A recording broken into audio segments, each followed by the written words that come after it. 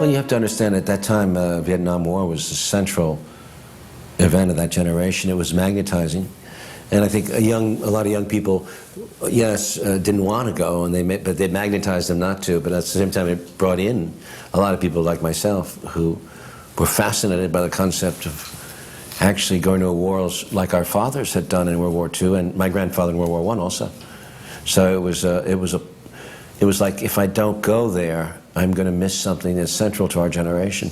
Any recollections that you might have, emotional or things that happen on the ground, that you would just like to use use this opportunity to express that? And I'm not going to ask any question more specific than that right now. So if anybody would like to lead off with how the film might have stimulated or provoked certain thoughts or feelings that you think might be useful for us to hear about. Yes.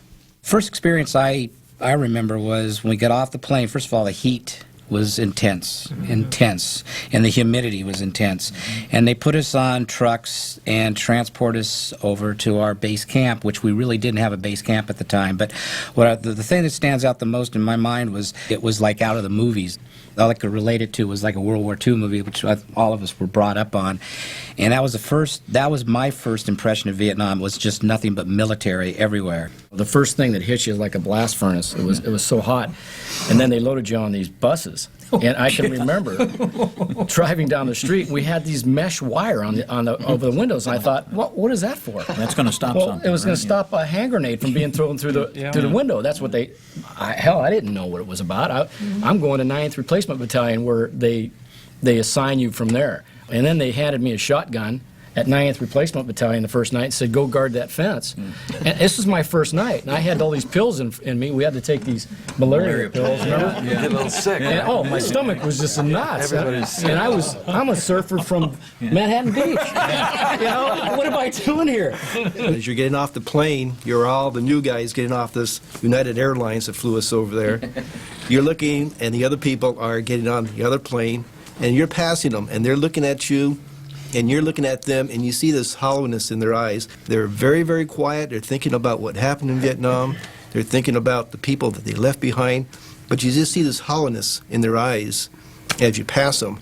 And you know that, hey, this is reality. The first few weeks in the field were really rough for most of us because we didn't know what we were doing, really. And at the same time, we were new guys. They call us FNGs, fucking new guys. But there was a contempt, there was a lack of camaraderie.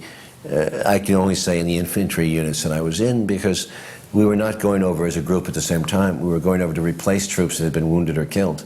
So it was they broke us up. So we were joining new units. That's not actually it's not a very wise move. Tex, you got Junior and Taylor here on your position. God damn it, Elias, don't mess with my pig. I ain't getting greased on this bush tonight, so you keep this sorry cheese dick off my ass. You got Taylor. Gardner, you're with me. And of course, I relate to the film and Gardner. If you remember Gardner, he got killed in his like a second day out in the bush. As I was getting off the chopper, here I am, a brand new uniform, brand new everything, aid bags all over the place. I was like the guy where they're pulling stuff out. You shouldn't have this. And the guy that I was replacing, the medic who was going home, was sitting on that pad. And of course, as I'm getting off the chopper, I thought the guy would at least tell me, where I'm going. What he just pushed me aside, jumped on that chopper. Next thing I know, I'm walking down a hill trying to find out where I'm supposed to go. That night, we go on a night patrol. Never been in the bush, never done anything like that. And of course, I'm rattling, making pots and pans, making noise. Guys are yelling at me, shut the fuck up. So that was, how I got indoctrinated. You learn, because you have to learn to survive. I mean, because even if you're a bad soldier, they're going to pick up on it, and they don't want you around them. So trust is very important between soldiers. If you got a guy next to you who's got an M16 machine gun, he better damn well know how to fire it, and you better damn well know how to load it, and there ought to be no jamming. So there's got to be this trust between soldiers. And I remember my first experience, besides the heat and the humidity and everything else, was we were taking small arms fire when the C-130 landed at the airport. And I'll tell you what, I mean, I'm not a war hero, you know, I mean, I appreciate the efforts and the guys that were wounded over there and what they've done and everything else, but I'll tell you what, I was a young kid and I was scared to death. That's what I remember. You know, I remember being afraid, you know, more than anything else. And you know what, I don't think I ever really got used to it. I kind of got numb to the experience of the fear I felt, you know, after a while. Actually, we had practiced and simulated combat all over South Carolina. We had some pretty interesting field exercises, for example, going out at night and getting into, you know, tracer fights over like several acres of terrain at night. It was good. It was a good experience. They made you scared at times, you know. But when you actually got there and did it, fuck.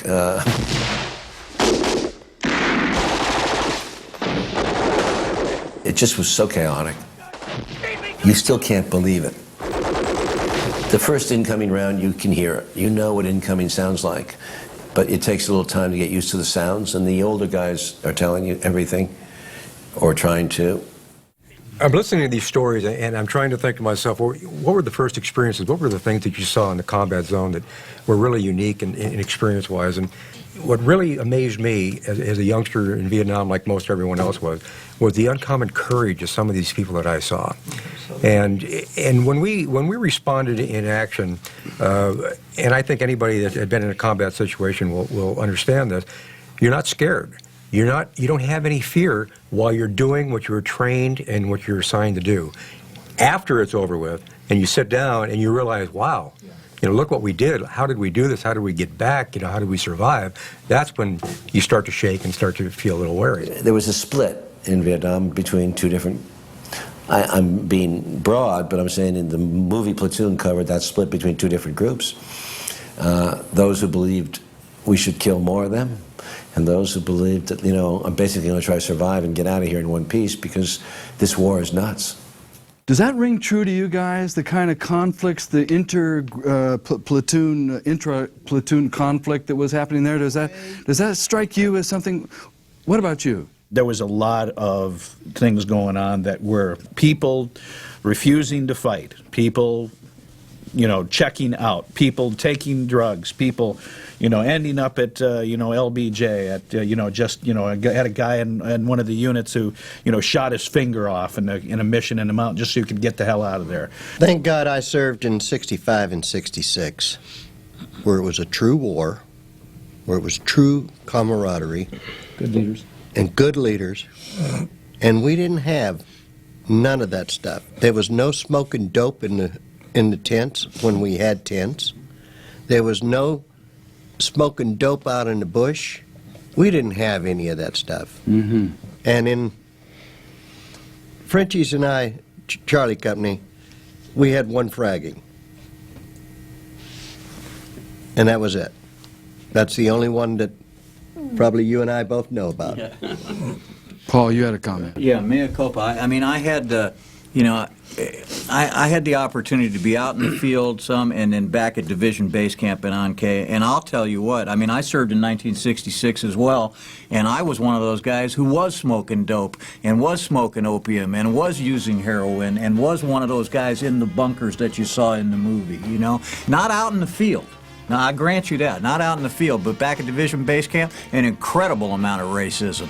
You know, it was like, I remember getting an ass whipping from a bunch of Southern white guys because I made a decision to hang around with the black guys because they were from an urban environment, you know, and so was I. I was from Oakland, California, and I was used to black guys, you know, and you know, they had what it was that I wanted. They were, you know, had the ability to party, and they had the drugs and stuff like that, and when I had the opportunity to participate in it, I did.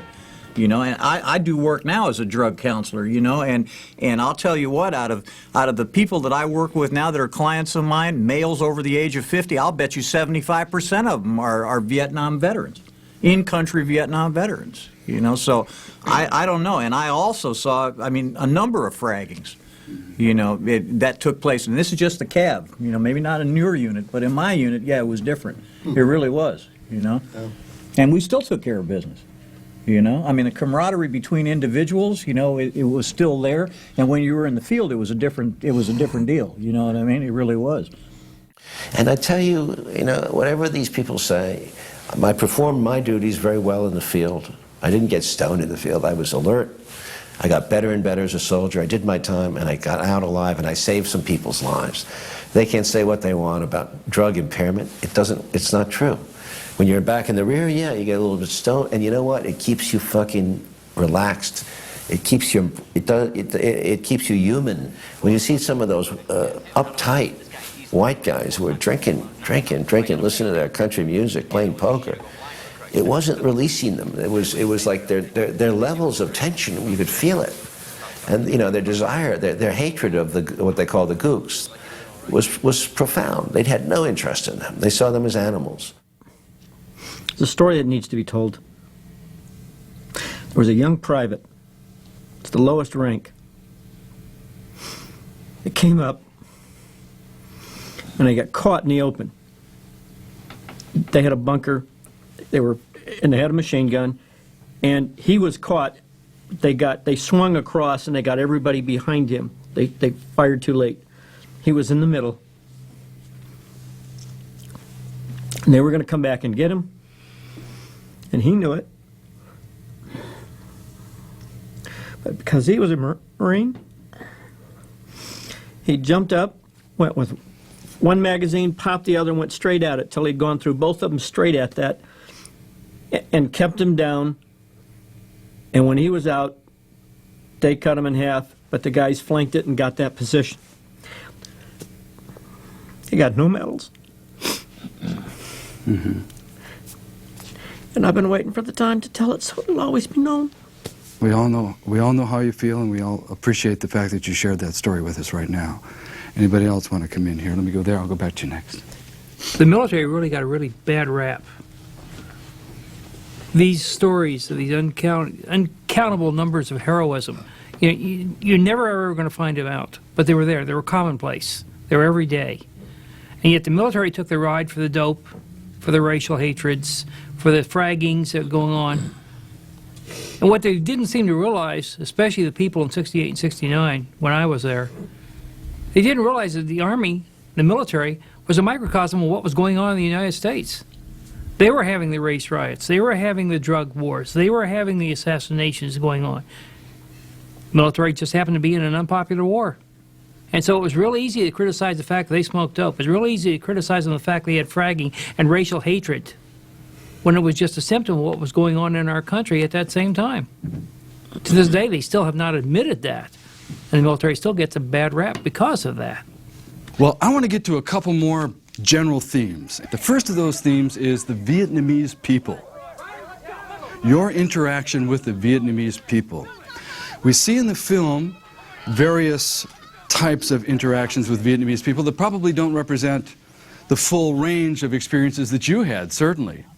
But I'd like to have you just reflect for a moment, and then anybody who would like to lead us off in this segment with a comment about your sense of, your impressions of the Vietnamese people themselves while you were there. Not the enemy necessarily, but Vietnam and the Vietnamese people. Anybody have a thought about that they'd like to offer? Yeah, as a medic with the CB Battalion, we volunteered to go on medcap into the villages once a week.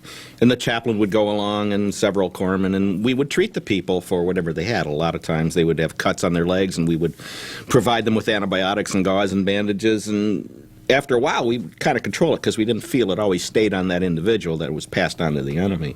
My last medcap was the day before the Tet Offensive, and I was in the city of Hue treating people in a little village, and that night, the attack started, and at that point I said to myself, I'm never going there because nobody told me anything, and they had to know that somebody was around them. There were no cautions. So I became suspicious and wouldn't do it anymore. Right. It was this one day, and this was a day that I will never forget. We were going from LZ to LZ and bringing in, and I had this young guy there, and I spent the last 40 minutes just holding him together and taking him to the hospital. Then we come into another LZ, which had it right outside of a Montagnard village. And there was this woman, and I had no idea her age. She was laying down, and I knew something was wrong, but, we were looking, I was taking care of the guys, and that was my priority. I was doing that. And then I realized she was having a breach, and I took her out, and she was going to die. The baby was going to die, and I helped her give birth. She gave birth, and I had a guy who we took in who he didn't make it, and yet I had this one, and the look that I had from the soldier, and then I had the look from this family. Yeah. I mean, silent gratitude, and it was silent gratitude from both. He knew he wasn't going to make it, and yet now I'm just, 180, and the gratitude that these people had for us, and it wasn't directed at me. It was directed at us because they didn't want anything to do with anything. They just wanted a farm, and I always think of that family. I God knows how many times I wake up. Where is that kid today, and what's going on? And that's it. Wow. Wow. I was in 3 different combat units and 1 rear unit. We met more in the 1st Cavalry, more civilians. And the treatment would vary from very positive to very negative. There were reports of murders, there was reports of rapes, and it was that type of situation. You have to understand, it was all, not that we were as sloppy as the soldiers in My Lai, but there was always a confusion as to who was who. We didn't know which villager was with them. There were weapons stored in some of these villages, so and so therefore a lot of the soldiers were confused as to who the villagers were, and they would take them on as enemies. I saved a girl, two girls from being raped. I think a lot of soldiers had the excuse of war to see the Vietnamese as animals. And that's why I wrote that Barnes, Elias scene where Barnes shoots the lady. I didn't see that scene, but it's a metaphor for the way we treated them. In the film, Chris, the character Charlie Sheen, as he is going through the movie from the first scene to the end, it's all about a change that he goes through, or maybe more than one change, right? He comes in as sort of the naive kid, the innocent kid, the kid that signed up with a bunch of other draftees around him and guys that are a little more cynical about what's going on, been there longer. How in the fuck you get here anyway? Hey, you look educated. I volunteered for it. You do what? I volunteered. I dropped out of college and told them I wanted the infantry, combat, in Vietnam. What we got here is a crusader. Sounds like it. Shit. He becomes a warrior. You see, and there's one scene where he does his Audie Murphy routine, right? And then toward the end, he becomes very reflective and questioning and even doubting and taking it very personally. Well, when I go home, I'm going to find the meaning in all this for me. I'm going to find the good that this brought out in me. It is a transformation. We all lost our innocence in Vietnam, so to speak. When we got there, I was raised, I was in a military academy when I was 5 years old. I was taught about duty and loyalty and the flag and the country and, those kinds of things. Then I went to the Marine Corps. It was God, country, and Corps. So you have these things and you take those with you. But once you get there and once you get into that zone, and like I said, you have these people way on the left that have that type of mentality, and then you have the ones on the right where they're quite a distance away from you in the way they feel about things. But they're there because of the family problems or because they didn't have any money, and you converge after a while into that same spot where it's all about getting through this thing, coming back alive, and trying to figure out exactly where we've been and what we did. When I went over there the first time, innocence was there. But by the end of my 2 tours in Nam, I was bitter. I was bitter that the leadership, and I'm sorry, that's a bad word, the management that came from 1600 Pennsylvania Avenue, we didn't have leadership. We had management. And you feel that you went through that kind of realization yourself? Yeah, a little bit like Charlie Sheen did in the movie. Very much so. Very much idealistic. Bitter as hell when I came out of it because of the bodies. Yeah. And the thing is, the bodies on both sides. Mm-hmm. Because the North Vietnamese were fighting for something they believed in. They were a warrior. We were warriors. That it's an honorable enemy. But the leadership on our side, there wasn't any. I grew up apple pie, the American flag, and Mom, and my duty was to my country. And that's how I felt, and I still feel that way to this day. I have no regrets. as far as innocence, it did make me a different person. I can't, you can't deny that. You experience something like that, you come back into society, but like I said earlier today, it's the single most important event that I've experienced in my life, and I take that with me with that pride, and to just sit in this room with these guys right now and listen to their stories.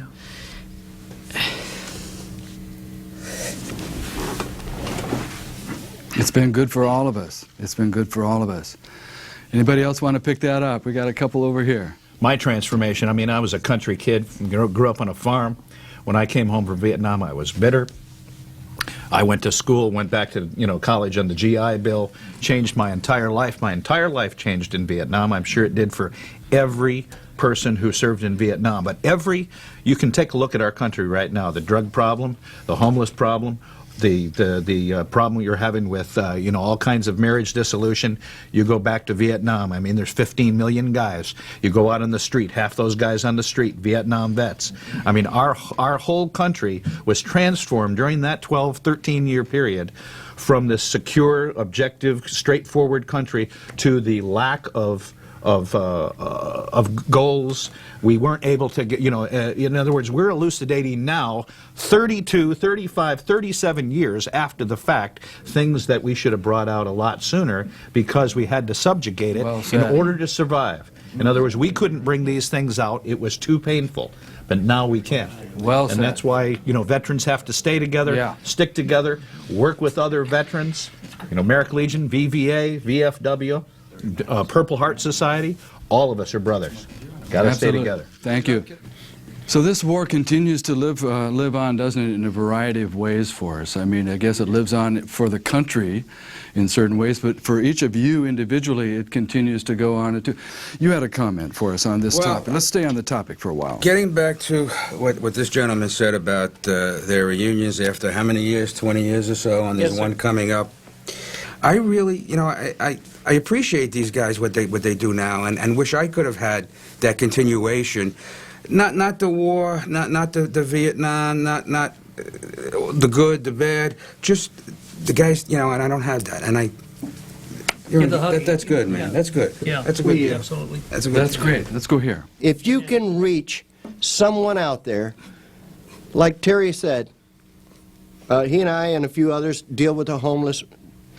And this gentleman up here, he deals with the homeless and the guys with the drugs. Those are the guys that we have got to bring home. Each one of you, if you can reach one other veteran, reach out and help him. Yeah. And that's what we really need to do. There were 5 million, or I don't know how many were all there. There were 5 million different Vietnam Wars because everybody's experience was unique and different. And even if you were side by side because of your background, it was different. And I've known Terry for many, many years, consider him a great friend, and this is the first time I've ever heard him talk about it. But I know we were in the same place, there. So this was good for that. I've always talked about it since Platoon came out because I feel that it unblocks. I don't want to get hung up on Vietnam. It happened, and there are many things still that I don't understand about it and I have to answer for probably. But it's better to talk, and I think that's the way to heal.